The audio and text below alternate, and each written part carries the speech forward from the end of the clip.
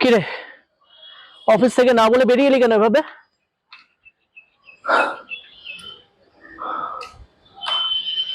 ওই, না বলে বেরিয়ে এলি কেন এভাবে? হ্যাঁ, কিছু না। আচ্ছা, তুই এরকম আনমনা হয়ে থাকিস কেন বলতো? সবসময় সারাক্ষণ চুপচাপ বসে থাকিস। জানি না। আচ্ছা, আমার প্রপোজালটা অ্যাকসেপ্ট করিসনি, ঠিক আছে, কিন্তু আমি তো তোর বন্ধু, বল। তা বন্ধুকে তো সব শেয়ার করতে হয়। তুই এরকম মন খারাপ করে থাকলে আমার ভালো লাগে, আমারও তো কষ্ট হয়। আমাকে একটু একা থাকতে দিবি?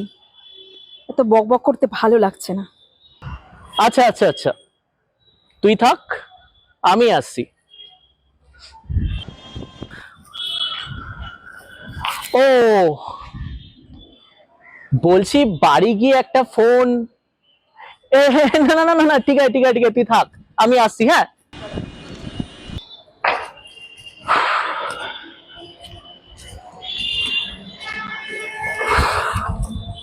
কিরে, ছেলেটা তো বেশ ভালো, তোকে প্রপোজ করেছে। আচ্ছা, তুই রাজি হচ্ছিস না কেন বলতো? রাজি হয়ে যা, রাজি হয়ে যা। তোমার কি? হ্যাঁ, আমি কার সাথে যাব, কার প্রপোজালে রাজি হব, তাতে তোমার কি এসে যায়? আরে আমার তো একটা দায়িত্ব আছে নাকি, তোকে একটা ভালো ছেলের হাতে তুলে দেওয়ার। অভিষেক দা, তোমাকে না আমারটা চিন্তা করতে হবে না, তুমি তোমারটা দেখো। আরে এত রেগে যাচ্ছিস কেন? আমি তো তোর ভালোর জন্যই বলছি নাকি। ছেলেটার নাম রাজীব, বাবা বেশ ভালোই টাকা কড়ি রেখে দিয়ে গেছে। এই, তোর সাথে না হেব্বি মানাবে। আমার কথা শোন, লেগে পড়, লেগে পড়, ওর সাথে লেগে পড়।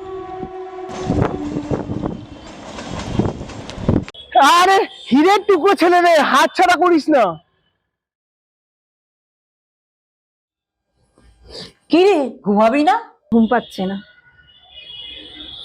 তুমি ঘুমিয়ে পড়ো। সারা রাত জেগে থাকবে আর সকালবেলা দেরি করে উঠবে। উফ মা, ছাড়ো না। ছেড়েই তো দিয়েছি, তুই যা খুশি তাই কর, আমি শুতে চললাম।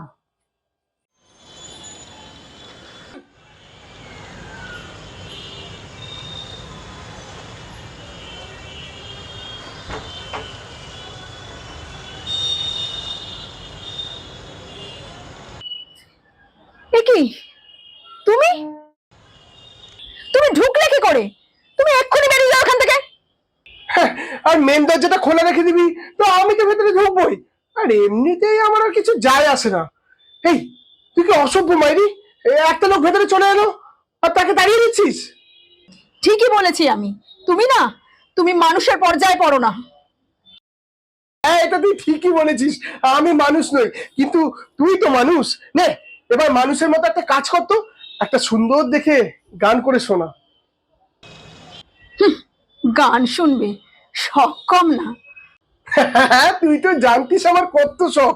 হ্যাঁ রে, তোর রাত জেগে ওই গান করার হ্যাবিটটা এখনো আছে? তুই না মন খারাপ হলেই ঠিক এরকমই করতিস। আমার মন খারাপ নিয়ে না তোমাকে ভাবতে হবে না, তুমি তো বিন্দাস আছো। যাও না, যাও, যেখানে ছিলে সেখানে চলে যাও।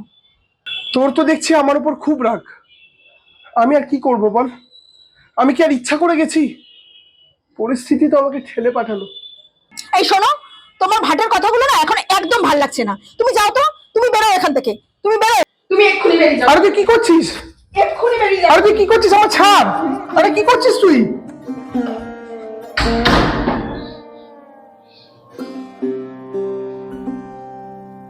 তোমায় গান শোনাবো,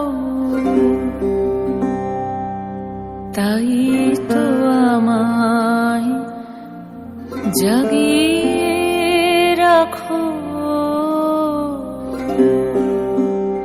ওগো ঘুম ভাঙানিয়া, তোমায় গান শোনাবো, চোখ দিয়ে তাই তো ডাকো, বুকে চমক দিয়ে তাই তো ডাকো। ওগো দুঃখ জাগানি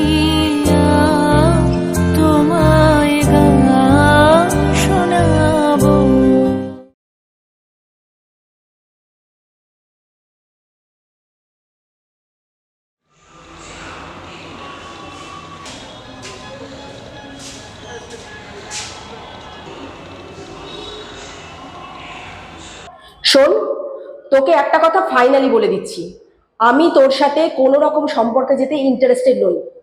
এই কথাটা ভালো করে মাথায় ঢুকিয়ে নে, বুঝলি? কিন্তু কেন? আমাকে না বলার পিছনে তোর কি রিজন আছে?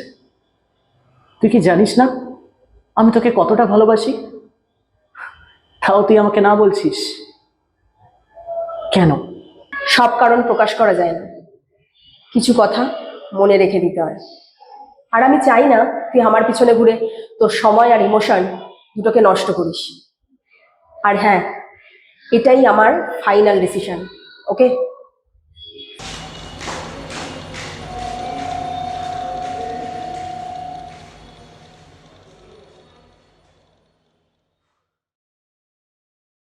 আর বলিস না, মেয়েটার মাথায় যে কি চলে আজকাল কে জানে, ভালো জিনিসগুলো বুঝতেই পারছে না। বললাম রাজীব ছেলেটা খুব ভালো, তুই এগোর সাথে, কিছুতেই শুনলো না আমার কথা।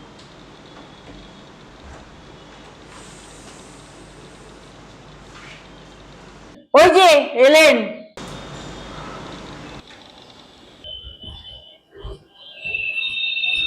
কিরে, তুই এসেছিস? খুব ভালো হয়েছে, মা অনেকদিন ধরেই তোর কথা বলছিল। কিরে, রাজীবের সাথে কিছু কথা হলো? হ্যাঁ, গেছিলাম, ওকে বলে এসছি আমার থেকে যেন দূরে থাকে। দেখেছো মেয়েটার অবস্থা, ওর মনে যা চায় তাই করবে। ঠিক আছে কাকিমা, আপনি দাঁড়ান, আমি দেখছি।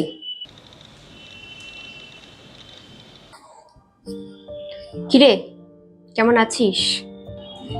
আছি, ভালো করেছিস এসে। মা বলছিল সুস্মিতাকে ডাক একদিন। তা কাকিমা বলছিল রাজীব ছেলেটা তো। প্লিজ তুই শুরু হয়ে যাস না এবার। আচ্ছা সে না হয় আমি বাদ দিলাম, কিন্তু তুই একটা কথা বলতো, তুই কি এখনো ওই ঘটনাটা নিয়ে পড়ে আছিস? উফ, আমি কিছু নিয়ে পড়েনি, আমি একটু একা থাকতে চাই ব্যাস। আর তুইও যদি অন্যদের মতন আমার মাথা খাস তাহলে এটাও শুনে রাখ, আমি তোর সাথে কথা বলা ছেড়ে দেবো। আরে বাবা, তুই এত রেগে যাচ্ছিস কেন? লাইফে তো আরেকটা চান্স নেওয়া যেতেই পারে নাকি? লাইফে আর একটা চান্স নিতে গেলে না, লাইফে এবার আমার চান্স নিয়ে নেবে।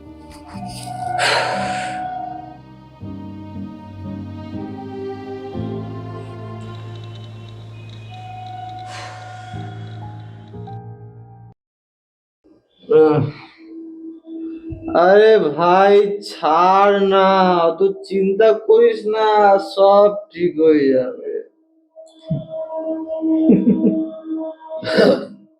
সালা, একটা মেয়েকে সারাটা লাইফ জুড়ে ভালোবাসলো, আর সে কি করলো?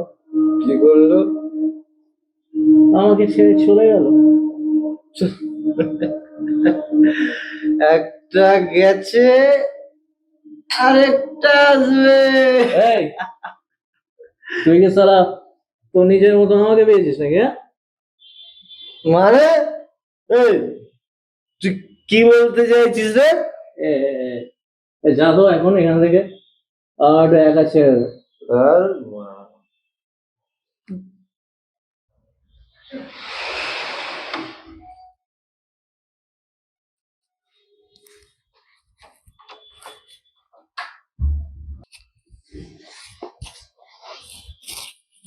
ভেবে দেখলি আমি যেটা বললাম? তুমি আবার, তুমি সবসময় এই টাইমে আসো কেন বলো তো? আরে আমি তো এখানেই থাকি নাকি? আর তুই তো সারাদিন ওই অফিসেই থাকিস, তোকে তো আবার রাতে ছাড়া আবার পাওয়া যায় না। আর আমার এখানে আসা নিয়ে তো কাকিমারও কোনো অসুবিধা নেই। আচ্ছা, তুই আমার মতো একটা শুভাকাঙ্ক্ষী পাবি। উফ, তুমি আবার জ্বালাতে চলে এসেছো। কি করব বল, তোকে না জ্বালিয়ে আমার তো আবার শান্তি নেই। আর তোকে এভাবে দেখতে না আমার ভীষণ কষ্ট হয়। ন্যাকামো করো না তো, আর অনেক নাটকবাজি মেরেছো। আমার এই অবস্থার জন্য না তুমি দায়ী। এতই যখন চিন্তা তখন চলে গেছিলে কেন? ছেড়ে যাওয়াটা কি আমার হাতে ছিল বল? তোমার হাতে না কোনোদিনই কিছু ছিল না। এই তুমি চলে যাও তো আমার চোখের সামনে থেকে, ফালতু একটা। কি বললে যে বুঝবে কে জানে। শোন ভাই, যে বোঝান না সে এমনি বুঝে যাবে, তাকে শালা তুই শতবার বলবি তাও বুঝবে না। হ্যাঁ।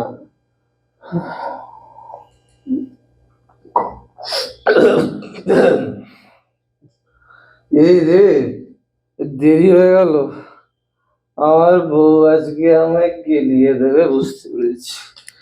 এই, আমি উঠি, হ্যাঁ? Good night. সালা যাবো। টাটা।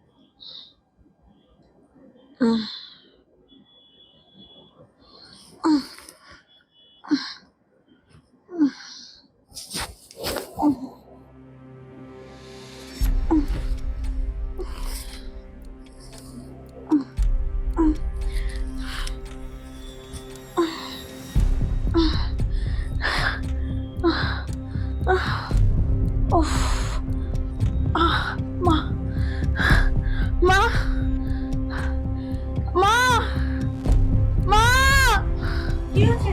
কি হচ্ছে তোর? কি হচ্ছে তোর? কি হচ্ছে তোর? মা, কি হচ্ছে তোর? কি হচ্ছে তোর? কি হচ্ছে তোর?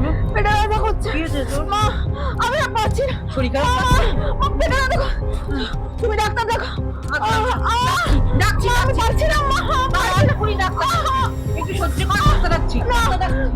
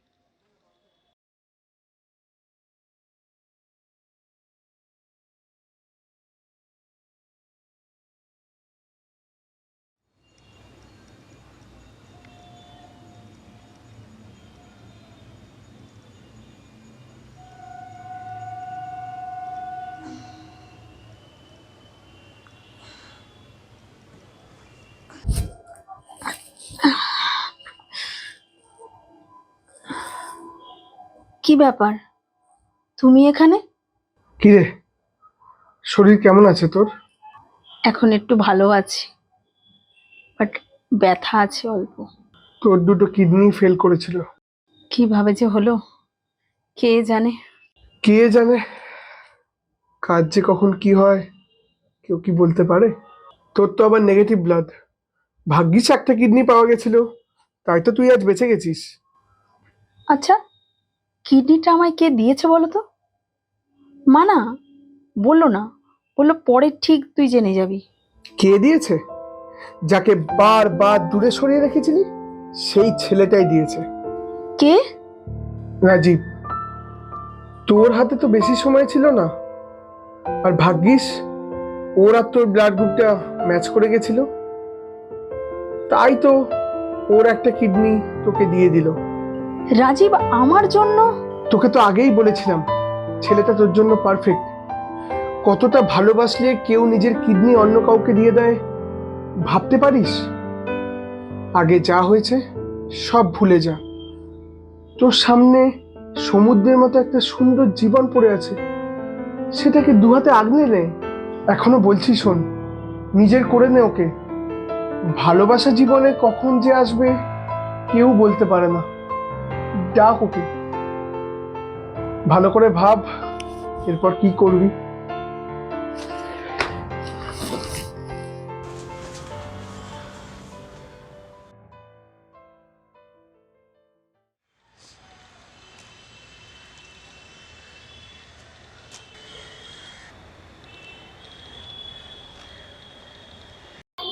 কি হয়েছে বল।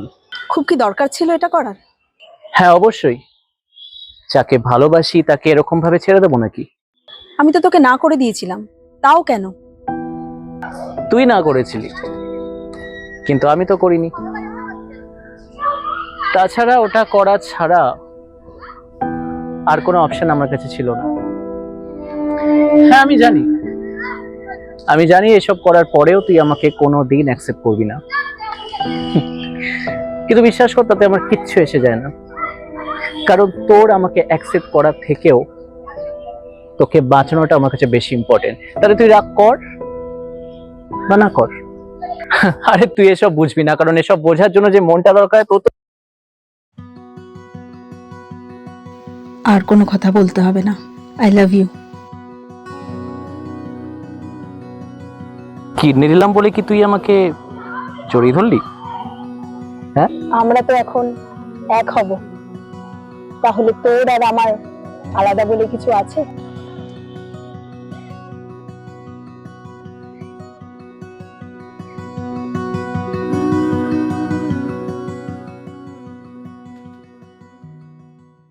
অভিষেক দা আমাদের কলেজের 2 বছরের সিনিয়র ছিল।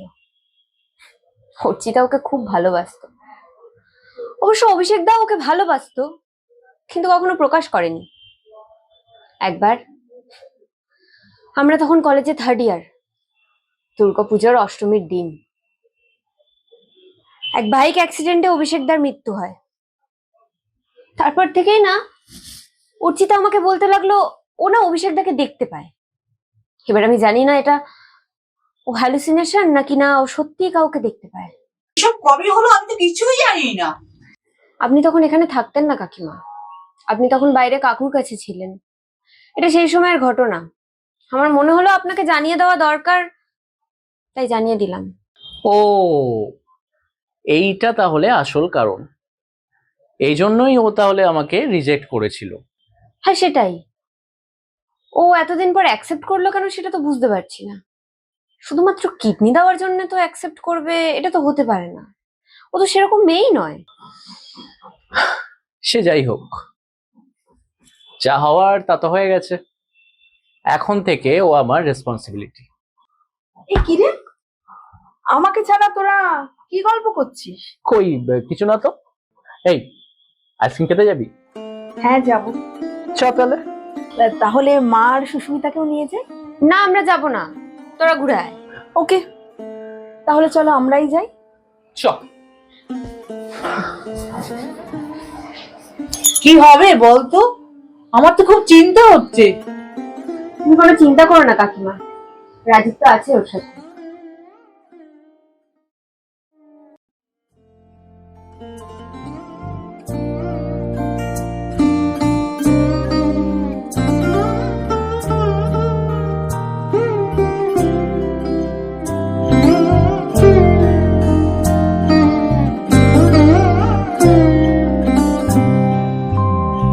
এলো আধার ঘিরে পাখি এলো নিড়ে, তরি এলো তীরে, শুধু আমার হিয়া বিরাম পায় না কো। ওগো দুঃখ জাগানিয়া তোমায় গান শোনাবো, ওগো দুঃখ জাগানিয়া তোমায় গান শোনাবো।